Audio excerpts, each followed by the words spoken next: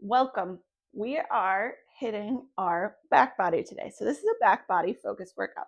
What that means is we have a lot of focus on hamstrings and glutes, and then we also have a lot of focus on stability through the trunk via the backside. Okay, so thinking about how to keep those ribs and hips stacked nicely while allowing the backside to do what it's supposed to and not hurt you or cause pain and leaks. Okay, today for the workout, I have one medium to heavy dumbbell. That's all you need, yourself and that dumbbell, or just something heavier that you can hold for things like hinges. That's all we're really going to use it for today. Okay, now what I would like for you guys to do, I'm going to run through the exercises while you're warming up, and you guys will keep warming up while I talk. That way you guys can join me as soon as we're ready to go, okay? Instead of trying to explain the exercise as you follow along. So I'm going to have you start in a warm-up. Little good morning here. So knees stay over that midfoot, butt goes back, back stays nice and flat. I'm going to have you do 10, and then I want you to come into some alternating lunges. 10 total, 5 each side, and then go back and forth between those good mornings and those walking lunges while I am walking through the workout for today. Okay, so we are going to start with some bird dogs, finding that neutral pelvis, shoulders over wrists, hips over knees, opposite limbs extend. Hey, we're not cranking them towards the ceiling. We don't want any arching of that lower back. So core is super engaged as you extend those limbs to the wall in front and behind you rather than up. Then you are going to come onto your back. We're going to go into some bridges. Core gets engaged, so even when you're flat on the floor, core is engaged, heels are close to the butt, and then you are just going to lift up, squeezing through the glutes to help lift, maintaining that core connection even as you lower down, okay? And then making sure that at the top, you're not overarching and sticking out that belly, okay? So everything from your knees to your shoulders should be in a nice straight line, really focusing on squeezing the butt into that neutral pelvis. Then you're gonna come up, grab that one dumbbell, holding it with both hands. We're going to go into 2 double-legged hinges. Okay, feet are about hip width apart, so not super wide here. And then you're just going to stick the butt back, keeping those knees over that midfoot, much like your good mornings that you're doing right now. Keeping the weight close to the body, and then just make sure you don't push those hips so far forward at the top that you're over shoving them, okay? You want to come to that nice, tall, neutral. Now, we're going to go into, from there, single leg. You can keep the dumbbell with this hold, or you can switch to one hand.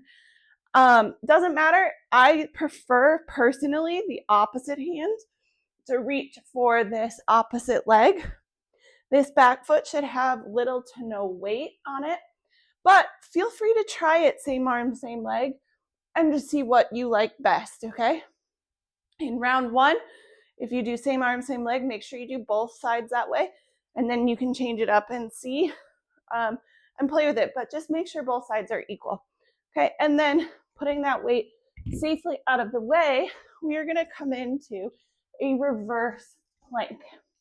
So fingers are gonna face your toes, feet are straight out in front of you. You can start with knees bent if that's better for you.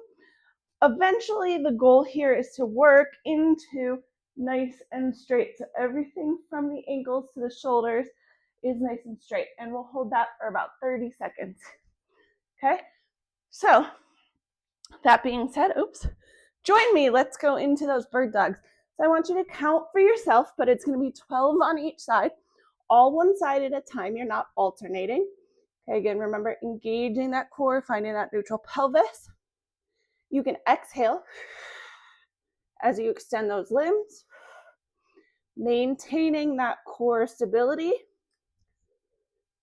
You should feel the core working and the glute of the moving leg.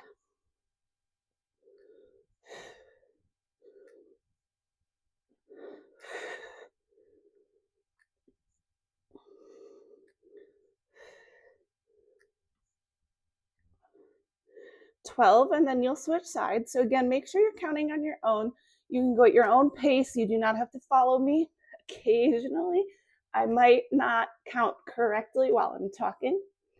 Okay, but the goal here is to keep that pelvis stable using that core. And that's why you don't want to see a whole lot of change in the lower back. Now, if your neutral does have a little arch to your lower back, that's totally normal. As long as when you extend the limbs, that little bit of arch does not change. You want to be able to hold the pelvis stationary while you move the limbs. Flipping over to those bridges, so again, engage the core first, maintain that as you bridge up. Now, I like to personally put my fingers on my hip bone and my thumbs on the base of my rib cage, because I am somebody who forgets to keep the core tight here. And when I use my fingers and my thumbs, one, it just kind of is some feedback, some tactical sensory input to help my brain go core, core, core. But also, if the distance between my fingers and my thumbs gets bigger as I bridge, then I know I'm losing my core. If it stays the same, then I know that I'm keeping that core activated. Now, if it shrinks and they get closer together, you might be tucking and rounding at the hips just a little bit too much. Again, you're doing 12 on your own. Okay, and then we are coming up to standing for those hinges. First with both feet down. Again, now if you don't have a heavier dumbbell, but you might have some lighter dumbbells, go ahead and hold 2. Okay, or just something heavy enough to create good tension and strength in the back of those legs. Okay, you want to think about it like your butt is closing a car door behind you. Knees are staying over those feet. Exhale to stand. Make sure that core is helping pull the hips forward. So you're squeezing the hips forward with your butt, but you're also using those low abs almost like a hook to pull the front of the pelvis forward. They're working together to make that hip extension happen.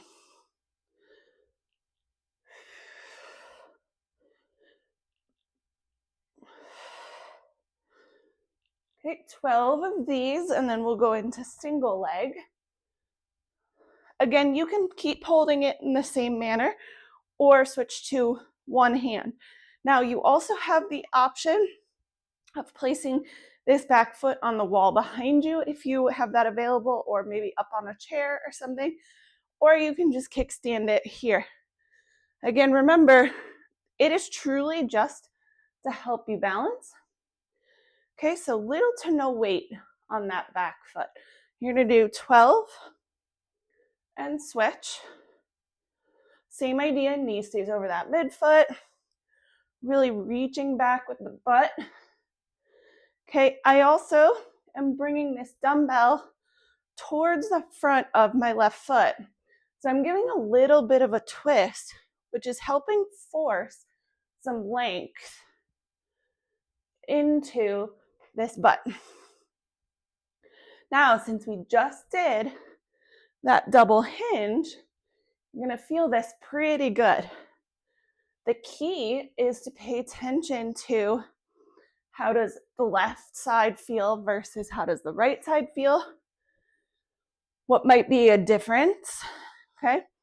Now, you might also find that on your right, you need to hold same arm, same leg.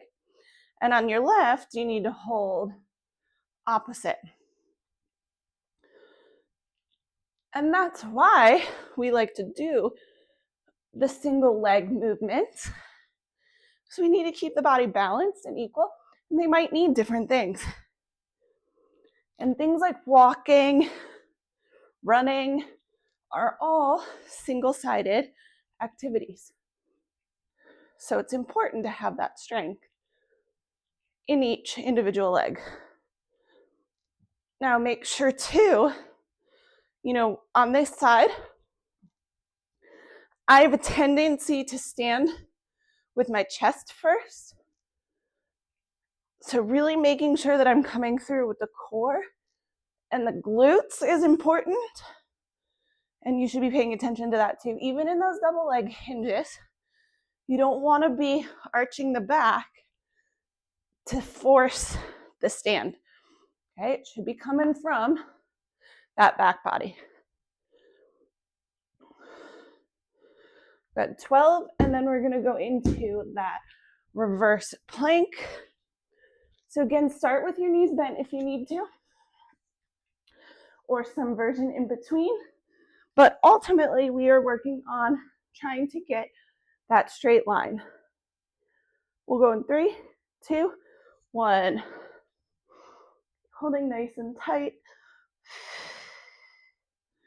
Breathing through it, head is back. Squeezing the glutes to help hold you up. Don't lock out the elbows. Make sure you're not lifting that belly too high. Just check. We got about 5 seconds. 3, 2, 1. Awesome job. Okay. Grab some water, catch your breath a minute, take a 2-minute rest, and then join me for round 2. If you don't need the full 2-minute rest, fast forward.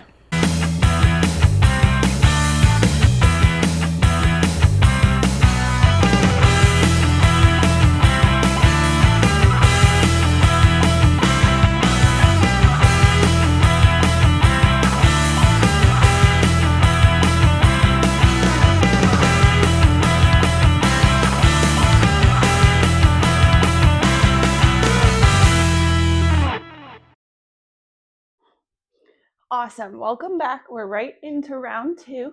We're going to start right with the bird dogs. You know what's coming. Okay? Round 2 is generally the round where you get a chance to kind of perfect the form and really hone in on it, especially because you know what's coming now. So we're in that bird dog. Remember, you're doing 12 on each side, alternating sides. Make sure you're not cranking your head up towards the ceiling here. Okay? You're kind of looking at a 45-degree angle down in front of you.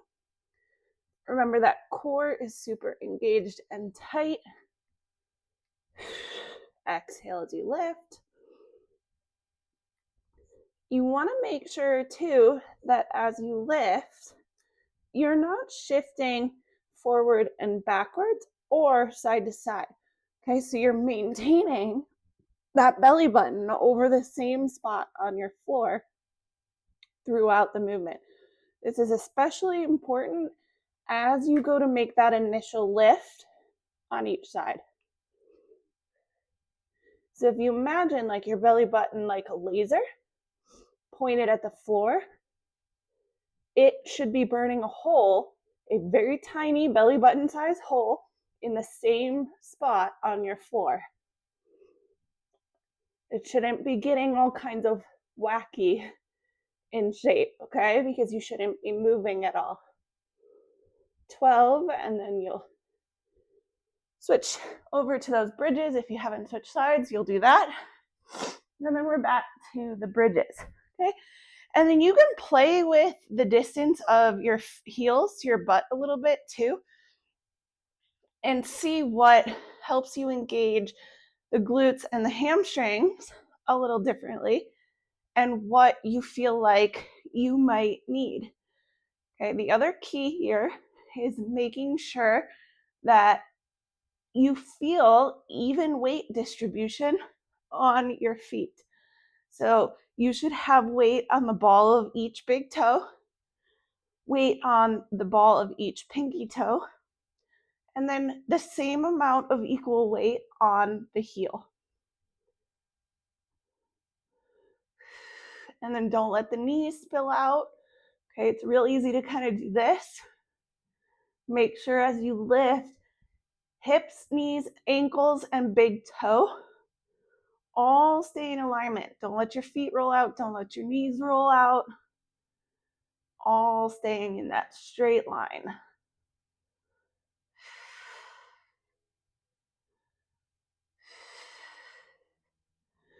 Good. After 12, we are up into those hinges.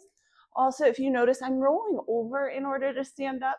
That helps protect the core. So if you're somebody dealing with like a diastasis or prolapse or leaking, that's a good way to work on standing, just to help limit the pressure you put down on the pelvic floor, especially until you can get a little stronger and help stop some of those symptoms.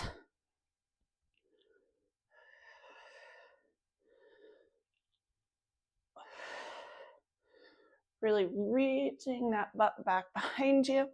Think about opening the chest a little bit as well. So shoulders are a little bit tight and back. You might be feeling them work, especially if your weight is heavy enough. And how do we know if our weight is heavy enough? We need to think about making sure that your last 3-ish reps get hard, where you kind of have to fight the cheating, but you can maintain the form and fight it. Okay, you want to make sure that in those last 3 reps, they're not so hard that your form starts to break, but they're challenging enough that when they're done, you are excited they're done and you're ready to move on, and that they're pretty tough at the end there. But form always is going to come first. And there's going to be some days where you go to pick up that heavier weight and you just don't have it, and that's okay too. On those days, just go lighter, take it slow, and think about that form a little bit more.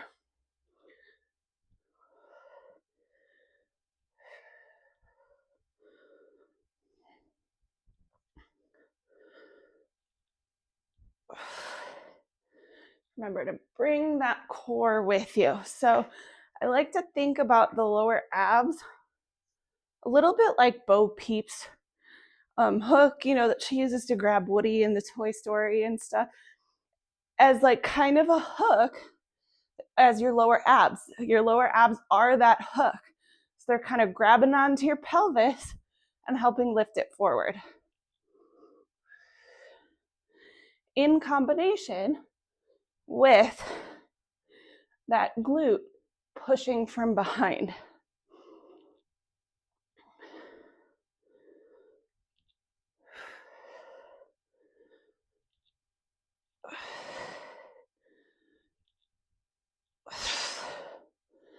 I'm gonna try switching to this. Let's see, so I'm feeling my back a little bit, which means I'm doing a little bit of that arching. So I want to see what happens if I go to same arm, same leg, because maybe that little bit of twist for me right now is not working. And sure enough, my back feels better. Okay, so you can always play with the movement, find out what feels good, what doesn't, what might be working for you, and just see. Okay, and it might be different every time. Listen to your body and figure out what it needs today. We're gonna go into that reverse plank in 2. 1, you're in it, nice and high, nice and straight, breathing.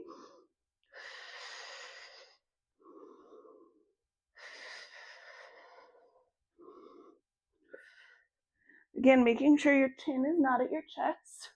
So looking up towards the ceiling, squeezing the glutes, not locking out the elbows, just checking our time. You got 3, 2, 1. Awesome job. Okay, so that is the end of round 2. I challenge you to do this at least once, if not twice more on your own. You can always go back and follow the video or just head on your own.